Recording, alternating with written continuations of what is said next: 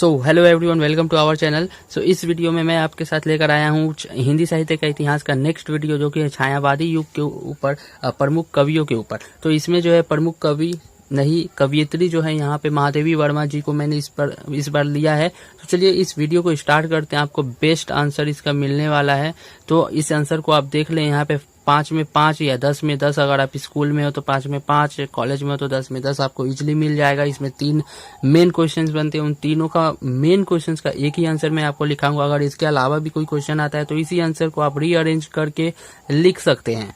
तो चलिए वीडियो को स्टार्ट करते हैं, लेकिन उससे पहले मैं बता दूं हिंदी साहित्य का इतिहास का बहुत सारे क्वेश्चंस आंसर अपलोडेड है। जैसे आपका हिंदी खड़ी बोली हिंदी का विकास अपलोडेड हो गया है, द्विवेदी युग अपलोडेड हो गया, प्रगतिवाद, प्रयोगवाद, भारतेंदु युग सभी अपलोडेड हो गया, रामधारी सिंह दिनकर, नागार्जुन जी, सुमित्रा नंदन पंत, ये सभी तमाम वीडियो अपलोडेड हो गए। अगर आप एचएस के हैं तो हिंदी में गद्य पद और इंग्लिश के और हिंदी का सजेशन भी अपलोडेड हो चुका है। तो प्लेलिस्ट का लिंक में आप प्लेलिस्ट में जाके देख सकते हैं या इस वीडियो के लास्ट में आपको शो होगा। चलो वीडियो को स्टार्ट करते हैं, लेकिन उससे पहले एक रिक्वेस्ट है कि चैनल को सब्सक्राइब करके बेल आइकन प्रेस करना। ये होता है आपके लिए, आपको वीडियोज का लिंक नोटिफिकेशन मिल जाएगा नेक्स्ट वीडियो जब भी आएगा, क्योंकि एग्जाम सामने आ रहा है तो बहुत इंपॉर्टेंट वीडियोज बनेंगे। उसके बाद लाइक करना, लाइक से मेरा मोटिवेशन बढ़ता है कि आपको ये वीडियो पसंद आया तो आपने लाइक भी किया है। और उसके बाद जो है आप इस वीडियो को शेयर करें, जिससे दूसरों का भी भला हो, दूसरों को भी आंसर मिल पाए। तो चलिए वीडियो को स्टार्ट करते हैं।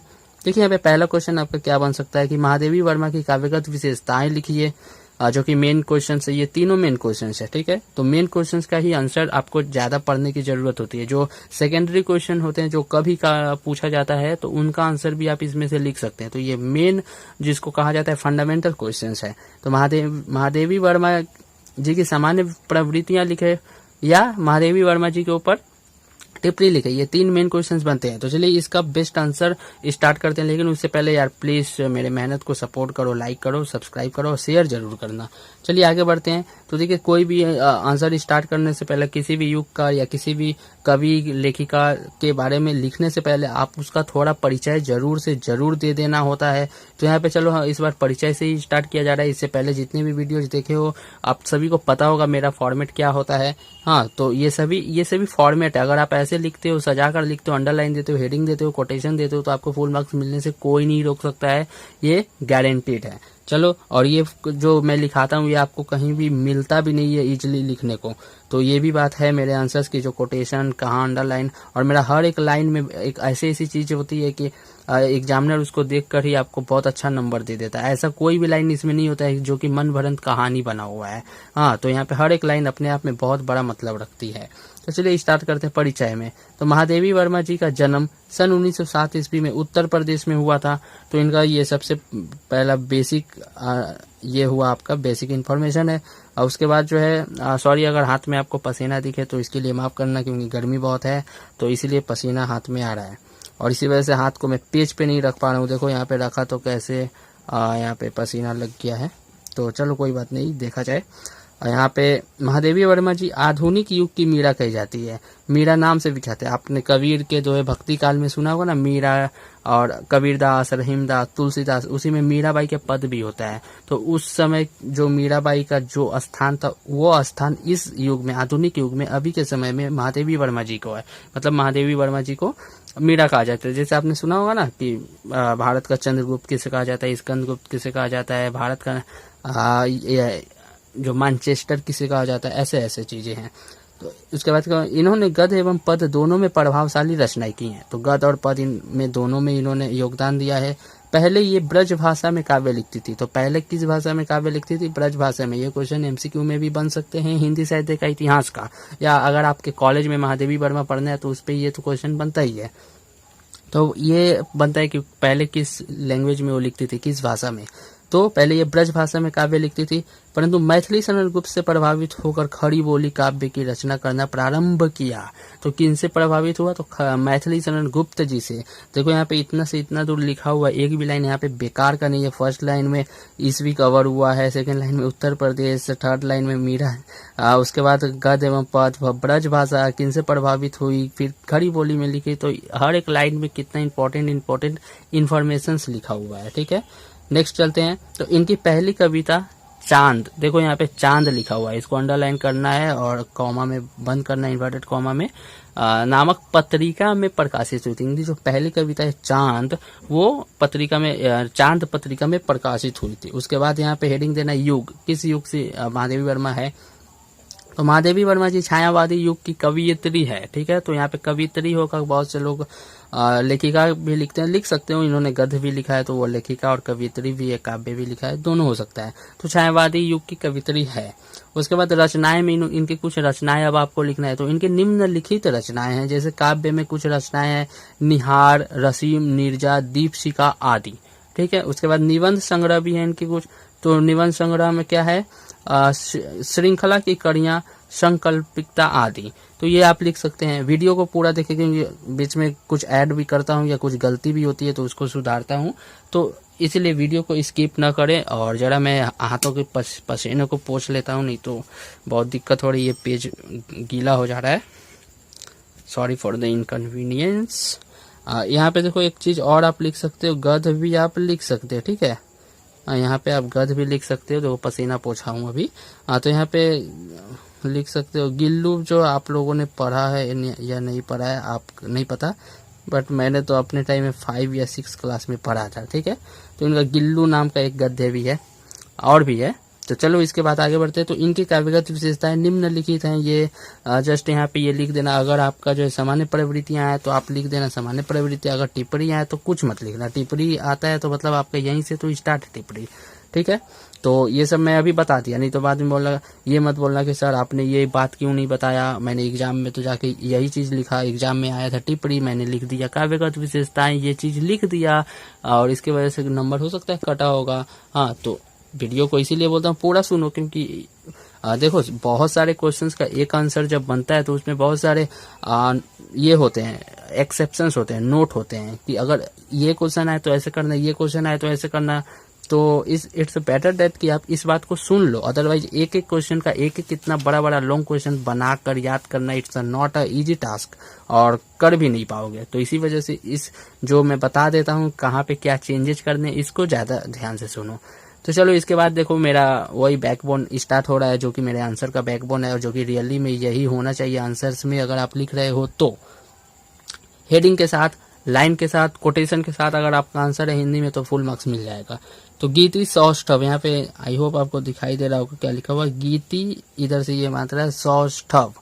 तो महादेवी वर्मा की काव्यों में गीति सौष्ठव के सुंदर उदाहरण देखने को मिलते हैं। उनके गीति काव्य सुकुमार रचना शैली के दर्शन के प्राप्त करते हैं। जो कि गीति सौष्ठव का मतलब क्या होता है, जो ऐसे काव्य होते हैं जो लगेगा आपको कविता से ज्यादा गाना के जैसा लगेगा, गीत के जैसा लगेगा। ठीक है, जैसे क्या होता है वंदे मातरम है ना, तो वंदे मातरम ऐसे लिखे तो वो तो कविता की तरह लगता है, लेकिन एक्चुअली में वो गीत है, पढ़ोगे तो समझ में आता है। तो ठीक उसी प्रकार उनका जो कुछ काव्य वो भी आपको गीत के जैसा लगता है।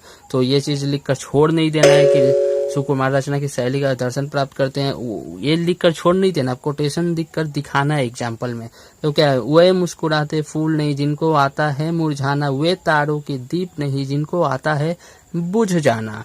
तो सिंपल सी ये कोटेशन है, खड़ी बोली में सब कुछ लिखा हुआ है, याद भी जल्दी हो जाएगा, समझ भी जल्दी से आ जाएगा। खड़ी बोली में, शुद्ध हिंदी में है, समझाने की जरूरत नहीं है। यहाँ पे जो हेडिंग है यहाँ पे वो वर्ड है तो उसको अंडरलाइन जरूर कर दे, कोटेशन को इन्वर्टेड कॉमा में डाल दे, जैसा लिखा हुआ है वैसे ही लिखना। कोटेशन मेरा नहीं है, ये महादेवी वर्मा जी का लिखा हुआ है, तो उनकी बातों को एज इट इज स्टेटमेंट के जैसा लिखना होता है, तो इसे चेंज न करें।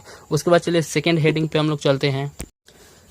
यहाँ पे दूसरा हेडिंग स्टार्ट करते हैं। तो चलो देखते हैं क्या है दूसरा हेडिंग, मानवतावाद। दूसरा हेडिंग क्या है, मानवतावाद। तो जैसा कि छायावादी कवि मानवतावाद के पुजारी थे, छायावादी कवि जितने भी होते हैं, जैसे सुमित्रानंद पंत हुआ, जयशंकर प्रसाद जी हुआ, महादेवी वर्मा हुआ, और निराला जी भी है। तो जैसा कि छायावादी कवि मानवता के पुजारी थे, ठीक उसी प्रकार महादेवी वर्मा जी भी मानवता की पुजारी हैं। तो यहाँ पे देख लो मानवतावाद है, तो यहाँ पे मानवता के पुजारी को आप अंडरलाइन जरूर करना, मानवता के पुजारी। चलो नेक्स्ट पेज में चलते हैं। तो यहाँ पे देख लो मार्जिन वगैरह कैसे खींचना है, स्ट्रेटेजी, टॉपर स्ट्रेटेजी, प्रेजेंटेशन, सब कुछ वीडियो बना हुआ है, कैसे मार्जिन खींचना है, पेन यूज क्या करना होता है, स्केल यूज क्या करना होता है, मार्जिन कब खींचना होता है, सब कुछ बता दिया हूँ। टॉपर्स बनने का तरीका देख लेना वीडियो। मानवता की पुजारी थी। उनके काव्य में मानवतावाद की उदांत भावना देखने को मिलती है। उदांत भावना का मतलब होता है ना बहुत ही अधिक गहराई वाली भावना, उदांत भावना देखने को मिलती है, जैसे उदार भावना इसको आप बोल सकते हो। तो कह दे माँ क्या अब देखूं, देखूं खिलती कलियां। अच्छा यहाँ देखो कलियों नहीं होगा, कलियां होगा। एक्चुअली मैं इसको अगर लिखना चाहूं तो यहाँ पे जस्ट वेट अ मिनट,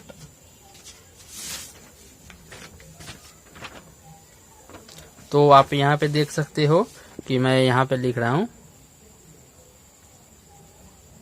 तो यहाँ पे फोकस यस आ रहा है, तो यहाँ पे देख लो मैं लिख रहा हूँ कलियां। ये चीज आपको वहां लिखना है, ठीक है, अगर वहां आपको दिखाई नहीं दे रहा हो तो। कलियां या प्यासे सूखे अधरों को, चलो ठीक है। उसके बाद थर्ड नंबर में क्या लिखना है, देखो वैयक्तिकता। वैयक्तिकता तो महादेवी वर्मा जी अपनी कविता में जीवन की गतिशीलता को लगातार बनाए रखती है। जीवन की गतिशीलता, जैसे आप इसको प्रगतिवादी युग के जैसा मान सकते हो कुछ, जिसके कारण उन्होंने नवीनता को स्वीकार किया। नवीनता को स्वीकार किया। अब आपको पता ही है कि अगर आपको गतिशील रहना है, अपडेटेड रहना है, तो नवीनता जो अभी के दौर पे चल रहा है वो सभी चीज को यूज करना होगा। आप बोलोगे मुझे इस दौर में जीना है बट मैं टेक्नोलॉजी का यूज नहीं करूंगा, ऐसा तो नहीं हो सकता है। टेक्नोलॉजी का युग चल रहा है, आपको यूज करना होगा। ऑनलाइन पढ़ना होता है, जैसे अभी आप यूट्यूब पे पढ़ रहे हो, it also a part of technology. तो इसके कारण वैयक्तिकता, देखो अंडरलाइन यहाँ पे मैच कर रहा है, तो वैयक्तिकता इनकी कविता का मूल तत्व बनकर दिखाई देता है। इसको आप अंडरलाइन कर सकते हो, वैयक्तिकता ये मूल तत्व है। उन्होंने लिखा है उदाहरण की जैसे देखो क्या है, कितनी बीती पतवारें, कितने मधु के दिन आए, यहाँ पे आए लिखा हुआ है, आप यहाँ पे ऐसे करके आए लिखा हुआ है, ठीक है, मेरा ही राइटिंग है तो कभी कभी गलती हो जाता है इधर उधर। तो मेरी मधुमय पीड़ा को क्या है, कोई पर ढूंढ ना पाए। जो भी मधुमेह पीड़ा है उसको कोई ढूंढ नहीं पाता है। चलिए आगे बढ़ते हैं। तो अलंकार योजना, चौथा नंबर हेडिंग आपको देना है अलंकार योजना। तो यहाँ पे जो क्या है, महादेवी वर्मा जी की अलंकृत भाषा, जो भी भाषा यूज करती है, जो भी लाइन लिखी है, सेंटेंस लिखी है, उसमें अलंकार योजना होता है। देखो अलंकृत भाषा जैसे अलंकार यूज होता है, तो अलंकृत भावना भी उनकी कला को समृद्ध बनाती है। उनकी अभिव्यक्ति यहाँ 2 बार लिखा हुआ है, 1 बार काट दो यहाँ पे। उनकी अभिव्यक्ति सूक्ष्मतम भावनाओं को वारी देने के कारण संकेतनात्मक, अच्छा यहाँ पे फिर 2 बार लिखा हुआ है, इसको मिटा दो।